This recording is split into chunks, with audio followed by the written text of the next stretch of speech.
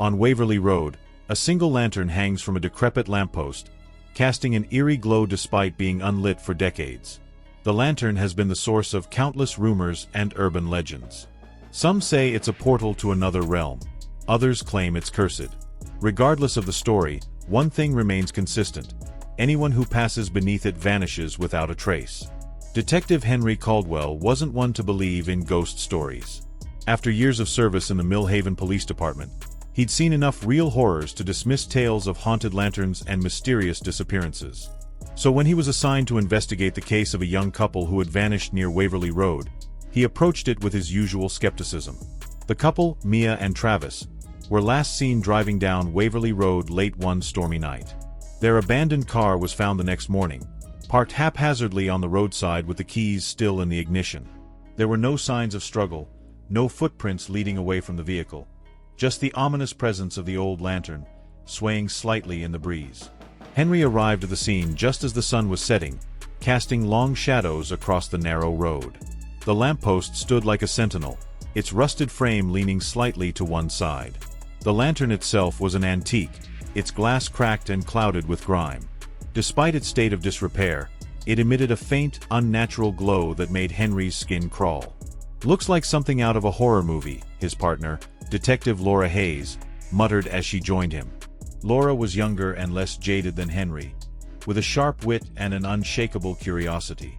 She crouched near the car, examining the ground with a flashlight. No tire tracks, no footprints. It's like they just disappeared. "People don't just vanish," Henry replied, his voice gruff. "There's got to be a logical explanation." But as he stepped closer to the lamppost, the air grew colder, biting through his coat. A faint whisper drifted through the trees, too soft to make out.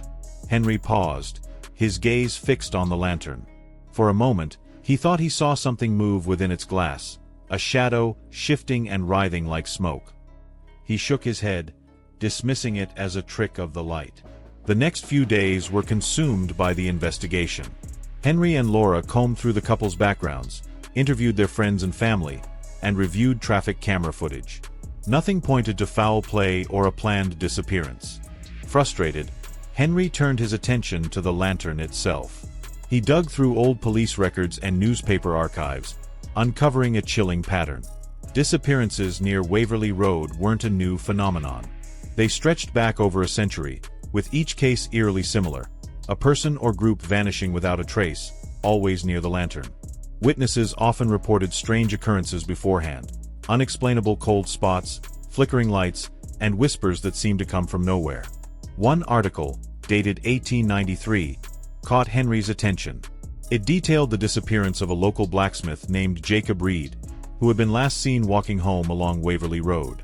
According to the article, Jacob's wife claimed she'd seen the lantern glowing brightly that night, though it had been broken for years. Her final words in the piece sent a shiver down Henry's spine. The light called to him. It took him. "What do you think?" Laura asked as she skimmed the article over his shoulder. "Some kind of serial killer with a flair for theatrics?" Henry frowned. "A killer would leave evidence. This is something else." Laura arched an eyebrow. "You're not saying you believe the ghost stories, are you?" "I don't know what I believe anymore," Henry admitted. "But there's something about that lantern. It's connected to all of this. I can feel it." That night, they decided to stake out Waverly Road. They parked their cruiser a safe distance from the lantern and waited, their eyes fixed on its faint glow. Hours passed in tense silence, broken only by the occasional rustle of leaves. Around midnight, the temperature plummeted, and the whispers began. Henry stiffened, his hand hovering near his holstered gun. The whispers were faint at first, like distant voices carried on the wind.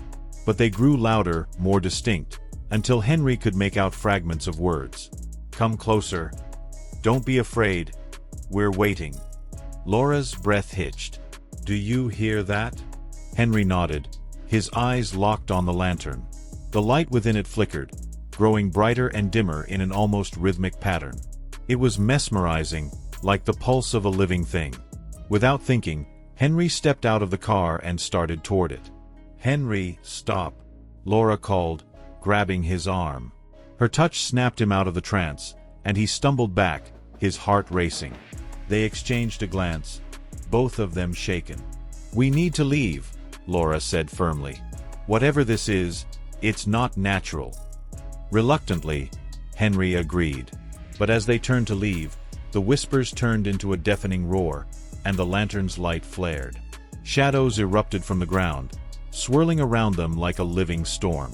Henry grabbed Laura's hand, pulling her toward the car, but the shadows were faster. They engulfed Laura, dragging her toward the lantern. "Laura!" Henry shouted, reaching for her. But she was gone, her screams swallowed by the darkness.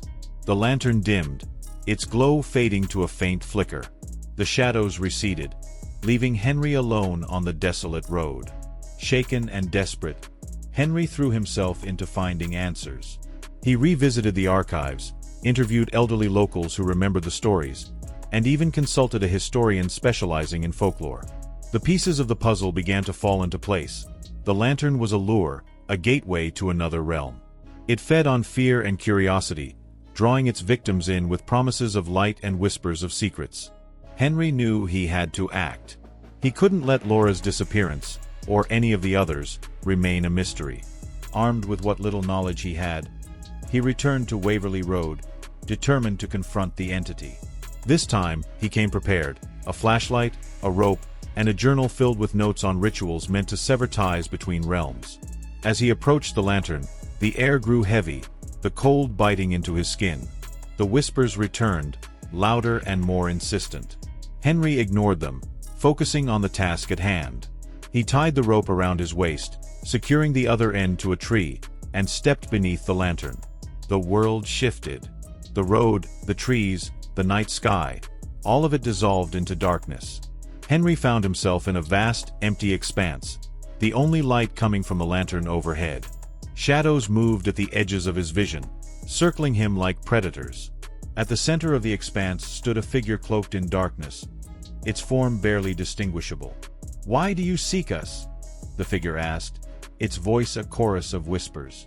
"I want them back," Henry said, his voice steady despite the fear coursing through him. "All of them," the figure chuckled, a sound that sent shivers down Henry's spine. "They chose to follow the light, as did you." "Let them go," Henry demanded. "Take me instead."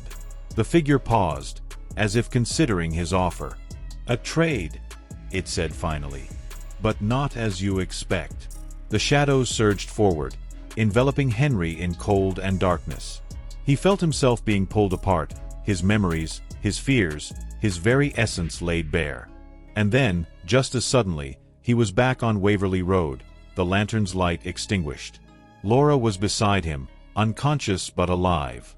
Henry never spoke of what happened in the darkness.